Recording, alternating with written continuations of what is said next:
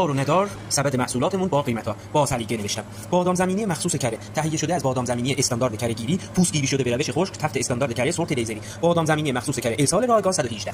دونتون بگم نخودی آزیلی هم با نمکش هم بی نمکش. خورده 130 عمده 110 ارسال رایگان. سویا آزیلی خورده 130 عمده 110 ارسال رایگان. خب کره هامون کره 3 تا طعم داره، کره ها قیمتش فرق نمیکنه. طعم ساده و خالص ورزشکاری که خالص از بادام زمینی، هیچی بهش اضافه نشده، بدن ساز است.